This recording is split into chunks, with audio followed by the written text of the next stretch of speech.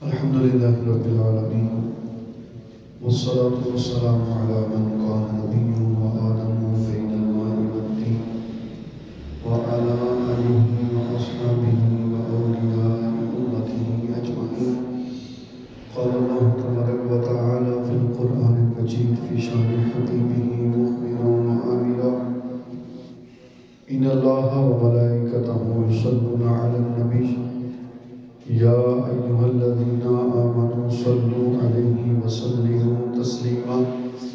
الصلاة والسلام علیک یا رسول اللہ وعلی آلک واصحابک یا حبیب المولا صل وسلم دائما ابدا علی حبیبک خیر خلق کلہم یا ربی بالمصطفیٰ بلغ مقاصدنا واغفر لنا ما مضى یا واسع الکرم. اللہ پاک کے پیارے محبوب دانۂ غیوب منزہ عن العیوب صلی اللہ تعالیٰ علیہ وآلہ وسلم کا فرمان نشان ہے، جو بندہ مجھ پر ایک مرتبہ درود پاک پڑھتا ہے اللہ پاک اس پر 10 رحمت نازل فرماتا ہے، اس کے 10 گناہ معاف فرماتا ہے. پچھلے جمعہ المبارک کو درود پاک کی فضیلت کے حوالے سے ہی ہم نے باتیں سنی تھی. خالق کریم کی بارگاہ میں دعا ہے کہ اللہ ہمیں خوب پیارے پتی آقا صلی اللہ علیہ وآلہ وسلم کی خدمت عالی اقدس میں درود پاک پڑھنے کی سعادت عطا فرمائے. یونس علیہ السلام کو اللہ تبارک و تعالی نے موصل کا علاقہ نینوا، یہاں پر ایک قوم تھی، ان کی طرف نبی بنا کر مبعوث فرمایا. یہ لوگ اللہ تبارک و تعالیٰ کی نافرمانی اور کفر میں مبتلا تھے، اللہ تبارک و تعالیٰ کی نافرمانیاں کرتے تھے. اللہ تبارک و تعالیٰ نے حضرت یونس علیہ السلام کو حکم ارشاد فرمایا کہ وہ جا کر اس قوم میں اللہ کے احکام کی تبلیغ کریں، لوگوں کو اللہ کی طرف بلائیں، اللہ کی نافرمانی کرنے سے روکیں، اللہ تبارک و تعالی کی وحدانیت کی گواہی دیں اور اپنے آپ کو اپنی نعمتوں سے سرفراز کریں اور اپنے آپ کو اپنی نعمتوں کا حقدار بنائیں. حضرت یونس علیہ السلام نے اپنی قوم کو آ کر تبلیغ کی، اللہ کی وحدانیت کی دعوت دی، اللہ تبارک و تعالیٰ کے احکامات کی تبلیغ کی. اللہ تبارک و تعالیٰ نے جن معاملات کا حکم دیا قوم تک پہنچانے کا، ان معاملات، ان احکامات، ان باتوں کو آپ نے اپنی قوم تک پہنچایا. اب چاہیے تو یہ تھا کہ آپ کی قوم آپ کی تبلیغ سن کر، آپ کی باتوں کو سن کر، اللہ تبارک و تعالیٰ کی طرف سے جو آپ احکام لائے تھے، احکام خداوندی کو سن کر اس پر عمل کرتی. لیکن دعوت تبلیغ کے باوجود آپ کی قوم ایمان نہ لائی، آپ کی قوم نے نافرمانیاں نہ چھوڑی، آپ کی قوم نے اللہ تبارک و تعالیٰ کی فرما برداری شروع نہ کی. اب اللہ تعالیٰ کی طرف سے یہ پیغام آتا ہے جو حضرت یونس علیہ السلام اپنی قوم کو سناتے ہیں کہ اگر اب تم نے اللہ کی نافرمانی کی، اللہ کی نافرمانیوں سے توبہ نہ کی، اللہ کی فرما برداری کی طرف نہ آئے، تو اللہ تبارک و تعالیٰ کی طرف سے تمہارے اوپر ایک عذاب آنے والا ہے. قوم نے جب یہ بات سنی واپس تشریف لے گئے تو آپس میں یہ لوگ بات کرنے لگے کہ حضرت یونس علیہ السلام کو ہم جانتے ہیں، یہ کبھی بھی جھوٹ نہیں بولتے، یہ کبھی بھی غلط بات نہیں کہتے. اگر انہوں نے کہا ہے کہ عذاب آئے گا تو اس کا مطلب یہ ہے کہ عذاب آئے گا. اے قوم والو، ایسا کرو، ان پر نظر رکھو، اگر حضرت یونس علیہ السلام رات کے وقت ہمارا یہ علاقہ چھوڑ کر چلے جائیں تو سمجھ لینا انہوں نے جو بات کی ہے وہ سچ ہے، سمجھ لینا کہ اللہ تبارک و تعالیٰ کا عذاب قریب ہے، سمجھ لینا جس عذاب کی یہ بات کر رہے ہیں وہ جلد تم پر آنے والا ہے. قوم نے دیکھا حضرت یونس علیہ السلام رات کے وقت میں اپنے اس علاقے کو چھوڑ کر تشریف لے جاتے ہیں، اس جگہ کو چھوڑ کر جہاں آپ اپنی قوم کو تبلیغ کرتے تھے، اپنی قوم کا علاقہ محلہ چھوڑ کر تشریف لے جاتے ہیں. قوم والے جب یہ دیکھتے ہیں کہ حضرت یونس علیہ السلام ہمارے اندر سے تشریف لے گئے, ہماری جگہ سے کو چھوڑ کر چلے گئے, اب قوم والے آپس میں ملے, بڑے بزرگ چھوٹے بچے بڑی عمر کے لوگ نوجوان مرد اور عورت یہ سارے کے سارے اکٹھے جنگل کی طرف گئے.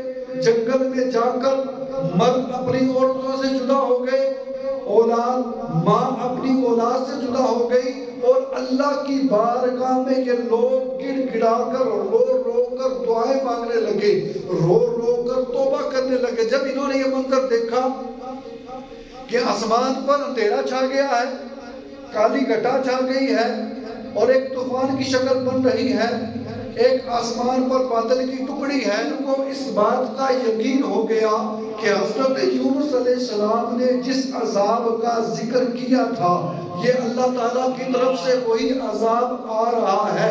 اب یہ لوگ اکٹھے ہوئے جنگل میں جا کر اللہ کی بارگاہ میں التجائیں کرنے لگے, اللہ کی بارگاہ میں دعائیں کرنے لگے, اپنے استغفار کرنے لگے, اللہ سے معافی تلافی والا معاملہ کرنے لگے, اور ساری رات اسی معاملے کے اندر گزر گئی. اللہ کو ان کا رجوع کرنا, ان کا معافی مانگنا, ان کا توبہ کرنا اتنا پسند آیا کہ اللہ نے ان پر آنے والے عذاب کو ان سے دور فرما دیا. تیری طرف سے تو حکم تھا کہ عذاب آنے والا ہے.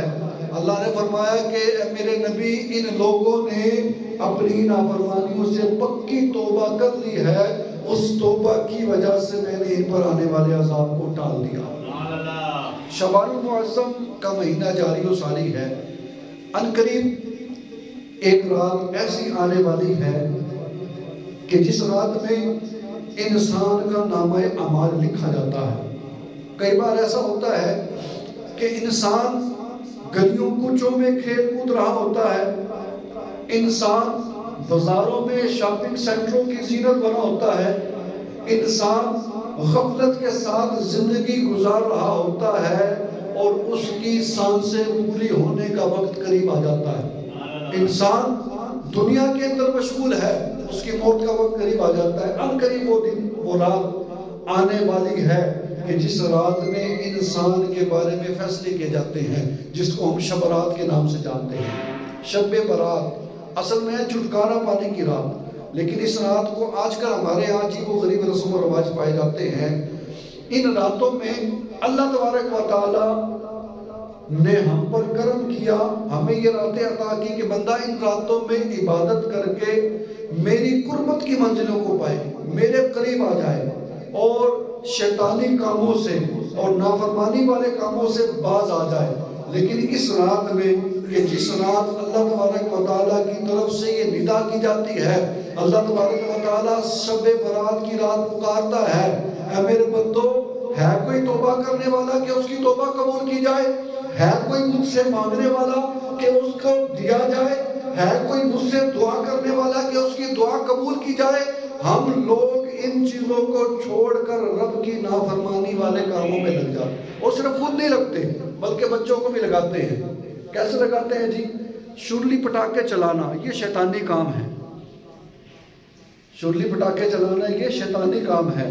ہم خود تو کرتے ہیں اور اپنے بچوں کو بھی اس میں شامل کرتے ہیں, اور اگر خود نہیں بھی کرتے تو بچوں کو تو لا کر دے دیتے ہیں. کیوں جی؟ تاکہ ہمارا بچہ بہل جائے. یعنی ہم بچے کو رب کی نافرمانی کرنا بچپن سے ہی سکھا رہے ہیں کہ پتر نافرمانی کرنی ہے رب کی. شرلی پٹاخے لا کر چلانا سب سے پہلے پتہ ہے یہ شرلی پٹاخے کس نے چلائے؟ جب حضرت ابراہیم علیہ السلام کو نار نمرود میں ڈالا گیا, بڑا مشہور واقعہ آپ کو آگ کے اندر ڈالا گیا حضرت ابراہیم علیہ السلام کو. اس وقت شیطان نے آگ کے انار بھر کے چلائے تھے اور وہاں سے یہ شرلی پٹاخوں کا ایجاد ہوا. یعنی آج اگر کوئی ابھی شب برات آنے والی ہے, شبرات آنے والی ہے, اس رات میں شرلی پٹاخے چلا رہا ہے, وہ حقیقت میں شیطان کو خوش کر رہا ہے, رحمان کو خوش نہیں کر رہا. اور اگر شیطان کو خوش کرے گا تو رحمان کی بارگاہ سے اچھی امید نہیں رکھ سکتا.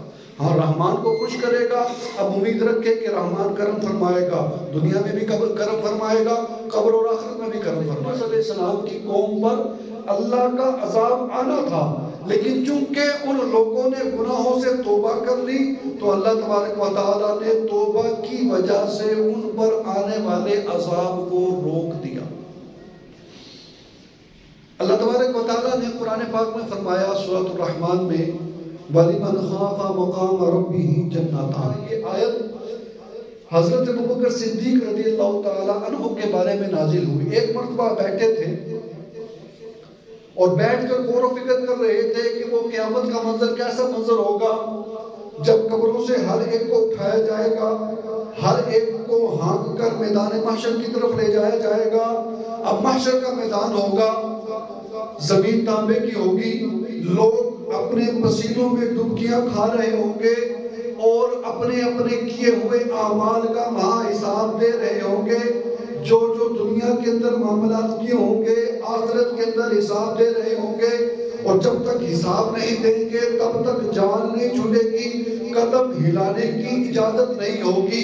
یہ باتیں تصور میں جا کر سوچ رہے تھے حضرت ابوبکر صدیق۔ جب قیامت کا وہ ہوش ربا منظر آپ کی آنکھوں میں تصور میں آیا تو آپ ایک دم تڑپ اٹھے، اللہ کے خوف سے کانپ گئے اور اللہ کے خوف سے کہنے لگے کاش میں گھاس پھوس ہوتا، انسان نہ ہوتا، کاش میں گھاس پھوس ہوتا اور مجھے جانور کھا لیتے، کم از کم آخرت میں جو اللہ نے حساب لینا ہے میں اس حساب سے بچ جاتا۔ کاش میں گھاس پھوس ہوتا۔ بعض صحابہ کے بارے میں آتا وہ کہتے ہیں کاش میں کوئی جانور ہوتا، لوگ مجھے ذبح کر کے کھا ڈالتے لیکن قبر اور حشر کا مجھ سے حساب نہ لیا جاتا۔ کاش میں جانور ہوتا، لوگ مجھے کھا ڈالتے اور میں قبر کے حساب سے ہی محفوظ ہو جاتا، میں حشر کے حساب سے ہی محفوظ ہو جاتا۔ علماء فرماتے ہیں اللہ تبارک و تعالیٰ نے یہ آیت نازل کر کے حضرت ابوبکر صدیق رضی اللہ تعالیٰ عنہ کو خوشخبری ارشاد فرمائی۔ اللہ فرماتا ہے وَلِمَنْ خَافَ مَقَامَ رَبِّهِ جَنَّتَانِ، اے میرے محبوب کے یار پریشان نہ ہو جو میری بارگاہ میں کھڑے ہونے سے ڈرا، جس نے میرے خوف سے گناہ کو چھوڑ دیا، جس نے میرے خوف سے نافرمانی کو ترک کر دیا، جو میرے خوف سے گناہ کرنے سے باز رہا، میں اس کو 2 جنت عطا فرماؤں گا۔ ایک جنت تو یہ کہ اللہ کے خوف سے اس نے گناہ کو چھوڑ دیا، دوسرا یہ کہ اس نے اپنی نفسانی خواہش پر اللہ کے حکم کو غالب رکھا، اپنی نفسانی خواہش کو اللہ کے حکم پر غالب نہیں آنے دیا۔ تو اللہ تبارک و تعالیٰ نے فرمایا جو بندہ بھی میرے خوف کی وجہ سے گناہوں کو چھوڑ دے گا، میرے خوف کی وجہ سے برائیوں کو چھوڑ دے گا، میرے خوف کی وجہ سے نافرمانیوں کو چھوڑ دے گا، اللہ فرماتا ہے میری طرف سے اس کے لیے یہ انعام ہے اور یہ اعلان ہے وَلِمَنْ خَافَ مَقَامَ رَبِّهِ جَنَّتَانِ، کہ بندہ میرے خوف سے گناہوں کو ترک کرے گا میں اس کو ایک نہیں بلکہ 2 جنتیں عطا فرماؤں گا۔ اور 2 جنتیں کیسی ہوں گی؟ اللہ تبارک و تعالیٰ نے فرمایا اسی صورت کے اگلے حصے میں فرمایا ذوات افنان، اس جنت کی خوبصورتی بیان کی۔ ذوات افنان کا مطلب ہے 2 شاخوں والی جنت، یعنی اس جنت میں اللہ تبارک و تعالیٰ اس جنتی کو ہر قسم کے فروٹ عطا فرمائے گا، ہر قسم کے میوے عطا فرمائے گا۔ کچھ فروٹ تو وہ ہوں گے جو دنیا کے پھلوں کے جیسے ہوں گے، دنیا کے پھل نہیں ہوں گے، دنیا کے دکھائی دینے میں دنیا کے پھلوں جیسے ہوں گے، اور کچھ پھل ایسے ہوں گے جس کے بارے میں رسول کریم فرماتے ہیں جنت میں ایسی ایسی نعمتیں ہیں کہ کسی آنکھ نے انہیں نہیں دیکھا، کسی کان نے ان نعمتوں کے بارے میں سنا ہی نہیں، ایسی اللہ نعمتیں عطا فرمائے گا۔ پھر فرمایا فیہما عینان تجریان، وہ جو 2 جنتیں عطا فرمائے گا وہاں باغیچے تو ہوں گے، وہاں باغ تو ہوں گے پھلوں سے لدے ہوئے، اس کے ساتھ ساتھ فیہما عینان تجریان، وہاں پر 2 نہریں بہتی ہوں گی جن کا رنگ دودھ سے زیادہ سفید ہوگا، اور جب ان کو چکھا جائے گا ان کی مٹھاس شہد سے بھی زیادہ میٹھی ہوگی۔ یہ کس کو ملے گی جی؟ یہ اس کو ملے گی کہ جس نے اللہ کے خوف سے گناہ کو چھوڑ دیا، اللہ کے خوف سے گناہوں کو ترک کر دیا۔ ابھی 1-2 دنوں کے بعد، دن گزرنے کے بعد جو رات آنی ہے عبادت والی رات، کس رات میں انسان کی زندگی کا فیصلہ ہوتا ہے کہ اس نے آنے والے سال میں کتنا جینا ہے، آنے والے سال میں کتنا رزق کمانا ہے، آنے والے سال میں اس کے کیا کیا معاملات ہو سکتے ہیں۔ کی یہ ادا ہے کہ آپ 14 شعبان کا بھی روزہ رکھا کرتے، آپ 15 شعبان کا بھی روزہ رکھا کرتے۔ صحابہ نے پوچھا یا رسول اللہ 14-15 کا کیوں رکھتے ہیں؟ آپ فرماتے ہیں 14 شعبان کو بندے کے اعمال نامے پورے سال کے لپیٹ کر اللہ کی بارگاہ میں فرشتے پیش کرتے ہیں، ہیں اور مجھے یہ پسند ہے میرا نامہ اعمال اللہ کی بارگاہ میں جائے اور میں روزہ دار ہوں۔ پھر اگلا 15 شعبان کا جو دن آتا ہے وہ 15 شعبان گویا کہ آپ کا نیو ایئر بنتا ہے، آپ کی زندگی کا نیا سال ہے۔ اس نئے سال میں فرشتوں کا رجسٹر دے دیے جاتے ہیں اور ان کے اندر یہ احکامات اللہ کی طرف سے لکھ دیے جاتے ہیں کہ میرا فلاں بندہ ہے، اب آنے والی زندگی میں اس نے اتنا جینا ہے، اس کو یہ خوشیاں ملیں گی، یہ تکلیفیں آئیں گی، یہ معاملہ ہوگا، وہ پورا مل جائے گا۔ اب اگر 14 تاریخ کو بھی بندہ نافرمانیاں کرتا رہے اور 15 کو بھی نافرمانیوں میں گزار دے، اب بندہ پھر کیسے امید کرے گا کہ باقی کی زندگی، آنے والی زندگی میں بھی نیکیاں نصیب ہوں گی؟ تو کوشش کریں 14 شعبان المعظم جتنا زیادہ وقت ہو سکے مسجد میں گزاریں، نیکیوں میں گزاریں۔ 15 شعبان المعظم ممکن ہو تو روزہ بھی رکھیں۔ میں نے 2 ہفتے پہلے تقریباً بیان کیا تھا شعبان المعظم حضور صلی اللہ علیہ وسلم کثرت کے ساتھ روزہ رکھا تھا، جس سے ہو سکے 15 شعبان کا روزہ رکھے، 14 کا بھی روزہ رکھے۔ حضرت عمر رضی اللہ تعالیٰ عنہ کے دور خلافت کا واقعہ ہے۔ ایک شخص بڑا متقی تھا، بڑا عبادت گزار، بڑی نمازیں پڑھنے والا، بڑا تقوی اختیار کرنے والا۔ نماز پڑھ کر وہ جب گھر جاتا، راستے میں ایک اس کو عورت ملتی، ڈیلی خوبصورت حسن و جمال والی عورت، اور وہ اس نوجوان کو اپنی طرف بلاتی برائی کرنے کے لیے۔ وہ نوجوان نگاہوں کو جھکا کر چلا جاتا۔ ایک عرصے تک یہ معاملہ چلتا رہا۔ پھر ایک رات ایسی آئی کہ نوجوان نماز پڑھ کے گھر جا رہا تھا، نوجوان کے دل کے اندر رغبت آئی اس عورت کی طرف، وہ عورت کی طرف مائل ہوا، عورت کی طرف جانے لگا۔ اچانک اس کو رب کا فرمان یاد آیا کہ اللہ تبارک و تعالیٰ نے تقوی اختیار کرنے کا حکم ارشاد فرمایا ہے، اور جو گناہ کرتا ہے اللہ اس کو سزا دے گا۔ جب یہ حکم یاد آیا وہی اس پر اس نے چیخ ماری اور بے ہوش ہو کر زمین پر گر گیا۔ کافی دیر تک ہوش نہ آیا۔ والد صاحب اس کے تلاش کرتے کرتے آئے کہ بچہ اتنی دیر لگاتا نہیں ہے، آج کہاں رہ گیا؟ تلاش کرتے کرتے پہنچے اس مقام پر، وہ بے ہوش تھا۔ جب ہوش آیا والد صاحب نے پوچھا بیٹا کیا معاملہ ہوا، ایسی بھی کیا پریشانی آ گئی؟ والد صاحب کو بیٹے نے پورا واقعہ سنایا کہ ایسے ایسے معاملہ ہوا، اس عورت نے برائی کی طرف بلایا، میں نے قدم اٹھائے تو مجھے رب کا فرمان یاد آ گیا، اور رب کے فرمان کی وجہ سے میں بے ہوش ہو گیا۔ یہ کہہ کر اس نے پھر چیخ ماری اور اس کی روح پرواز ہو گئی۔ لوگوں نے راتوں رات صحابہ کرام نے اس کو دفنایا۔ حضرت عمر کا دور خلافت آپ کو نہیں بتایا، صبح ہوئی نوجوان نظر نہیں آیا مسجد میں۔ حضرت عمر نے پوچھا بھی وہ نوجوان کہاں ہے؟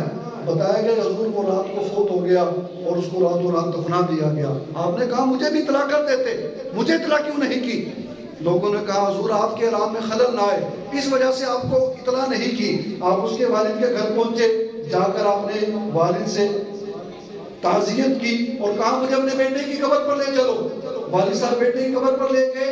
وہاں جا کر تاریخ ابن عساکر میں الفاظ ہیں، وہاں جا کر قبر پر حضرت عمر بن خطاب رضی اللہ تعالیٰ عنہ نے یہ آیت مبارکہ پڑھی، وَلِمَنْ خَافَ مَقَامَ رَبِّهِ جَنَّتَانِ، کہ جو رب کی حضور کھڑے ہونے سے ڈرا اللہ اس کو 2 جنتیں عطا فرمائے گا۔ علماء لکھتے ہیں تاریخ ابن عساکر میں قبر سے آواز آئی، اے مومنین اللہ نے مجھے 2 جنتیں عطا فرما دی۔ قبر سے یہ آواز آئی۔ اب یہ ہم پر ڈیپینڈ ہے کہ ہم کیا کرتے ہیں۔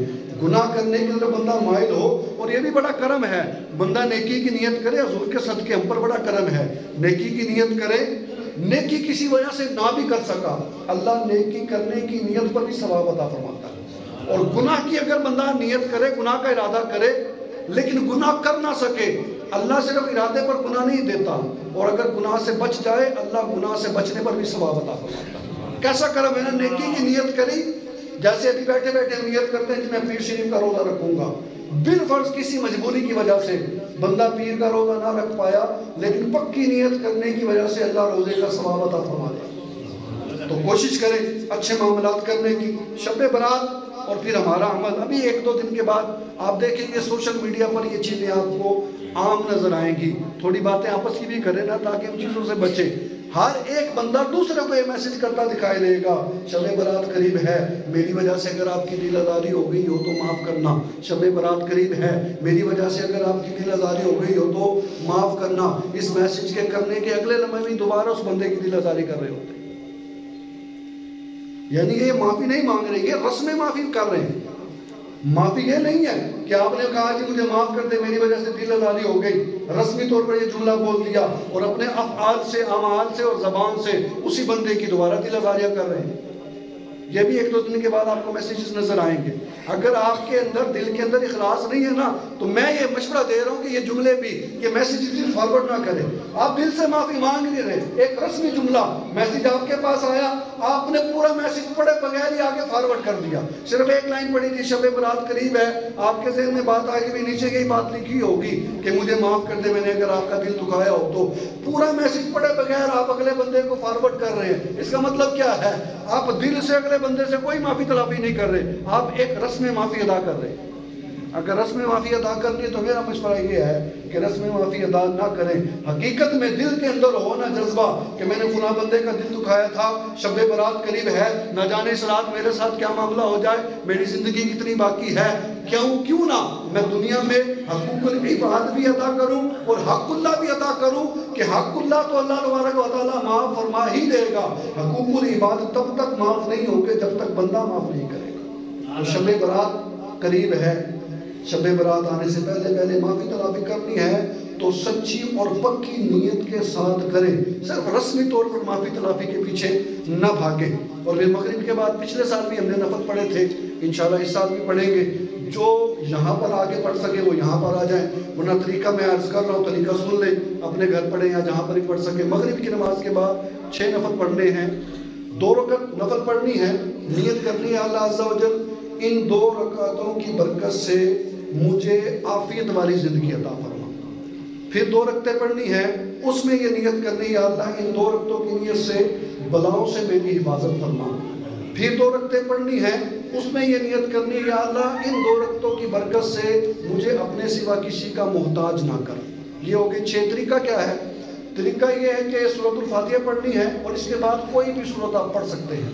بہتر یہ ہے کہ 3 مرتبہ سورۃ الاخلاص پڑھیں۔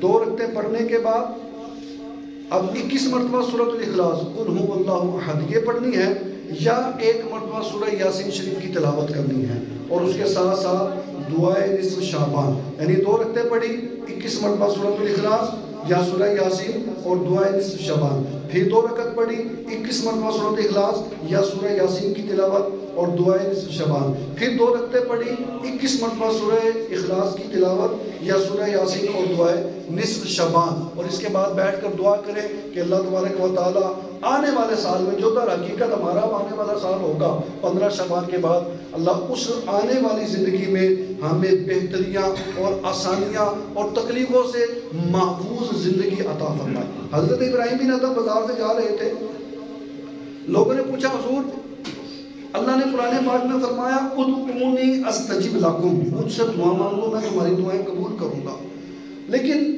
ہماری دعائیں قبول نہیں ہوتی، اس کی وجہ کیا ہے؟ آپ رحمت اللہ تعالیٰ علیہ نے فرمایا 10 باتوں کے سبب ہمارے دل مردہ ہو چکے ہیں، اس وجہ سے ہماری دعائیں قبول نہیں ہوتی۔ نمبر 1، آپ نے فرمایا اللہ کو خالق مانتے ہو مگر پھر بھی اس کا حق ادا نہیں کرتے، اس کی نافرمانیاں کرتے ہو۔ نمبر 2، آپ نے فرمایا قرآن پڑھتے ہو لیکن پھر بھی اس پر عمل نہیں کرتے۔ نمبر 3، آپ نے فرمایا آقا سے محبت کا دعویٰ کرتے ہو، کہتے ہیں رسول پاک سے محبت ہے مگر پھر بھی ان کی سنتوں پر عمل نہیں کرتے۔ نمبر 4، آپ نے فرمایا تم کہتے ہو کہ شیطان ہمارا کھلا دشمن ہے لیکن پھر بھی اس کے پیچھے چلنے سے باز نہیں آتے۔ نمبر 5، آپ نے فرمایا جنت میں جانا پسند کرتے ہو لیکن جنت میں جانے والے اعمال کرتے ہوئے نظر نہیں آتے۔ نمبر 6، آپ نے فرمایا جہنم سے ڈرنے کا دعویٰ ہے مگر دیکھا جائے تو اعمال جہنم میں جانے والے ہی کرتے ہو۔ نمبر 7، آپ نے فرمایا موت پر حق ہے، اس پر یقین ہے مگر پھر بھی موت کی تیاری نہیں کرتے۔ نمبر 8، آپ نے فرمایا دوسروں کے عیب تلاش کرتے ہو مگر اپنے عیبوں پر نظر نہیں رکھتے۔ نمبر 9، آپ نے فرمایا اللہ تعالیٰ کی نعمتیں اللہ نے عطا کی استعمال بھی کرتے ہو مگر پھر بھی اللہ کا شکر ادا نہیں کرتے۔ نمبر 9، فرمایا مردے کو خود قبر میں اتارتے ہو پھر بھی عبرت حاصل نہیں کرتے، جنت میں جانا پسند کرتے ہو پھر بھی اس کے اندر جانے والے اعمال نہیں کرتے۔ جب زندگی اس طریقے سے گزار رہے ہو اس وجہ سے ہماری دعائیں قبول نہیں ہوتی۔ تو آئیے نیت کیجئے، شب برات قریب ہے، شروع میں نے نیت کروائی ہے، کچھ نمازی لیٹ آئے، کم از کم آپ خود تو نہیں کریں گے لیکن میرا مشورہ یہ ہے کہ شرلی پٹاخے بچوں کو بھی نہ لے کے دیں۔ اگلا جمعہ ملے گا نہیں، اس لیے اسی جمعے کو میں سمجھا رہا ہوں۔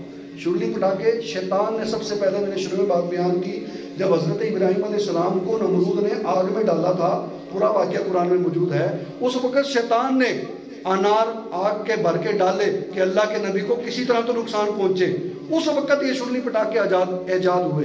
تو آج یہ جو شبرات پر شرلی پٹاخے کرتے ہیں، یہ در حقیقت شیطان کے پیچھے چل رہے ہیں۔ تو خود بھی بچنا ہے۔ بچہ ضد کرتا ہے، دوسری چیزوں سے بھی تو روکتے ہو نا بھائی۔ وہ کہتے ہیں کہ ایسا بچے نے ضد کر لی، بچے نے ایک تھوڑی سی کر لیا تو کیا ہوا؟ وہ بچے کو سائیکل موٹر سائیکل تو نہیں لے کے دیتے، کیوں جی ایکسیڈنٹ ہو گیا تو موٹر سائیکل تو چلو جو ہوگا سو ہوگا، بچے کا نقصان ہوگا۔ تو یہاں بچے کا نقصان ہو رہا ہے، آپ بچے کو بچپن میں پرورش کر رہے ہو کہ پتر اللہ تعالیٰ کی نافرمانی کرتے، بڑے ہو کے بھی کری۔ شرلی پٹاخے یہ اللہ تعالیٰ کی نافرمانی ہے۔ آپ اگر بچوں کو لا کر دے رہے ہو، اور اگر اولاد کے نیک عمل کا والدین کو فائدہ ہوتا ہے تو اولاد کے گناہوں کا بھی ماں باپ کو بھگتنا پڑے گا۔ یہ یاد رکھیں، اولاد نیکی کرے ماں باپ کو فائدہ ملتا ہے، لیکن اگر اولاد گناہ کرے تو گناہ کا نقصان بھی ماں باپ کو بھگتنا پڑے گا۔ تو مشورہ یہ ہے، بچے بھی بیٹھتے ہیں، میرا بچوں سے ہی مشورہ یہی ہے کہ آپ لوگوں نے ضد نہیں کرنی ہے۔ یہ ضد کرنی ہے پوچھی چلو مسجد جا کے اللہ تعالیٰ کی عبادت کرتے ہیں، پٹاخے چلانے کی ضد آپ نے بھی نہیں کرنی۔ اور بڑوں سے میرا مشورہ یہ ہے، عاجزانہ بھائیوں والا مشورہ یہ ہے کہ شرلی پٹاخے نہیں لے کے دینے، یہ نہ ہو مسجد میں ہم نفل پڑھ رہے ہو، مسجد کے دروازے پر ہی ٹھا ٹھا ہو رہی ہے۔ تو کوشش کریں کہ اس سے ہم بچیں اور نیک عمل کرنے میں کامیاب ہو جائیں۔ اللہ پاک عمل کی توفیق عطا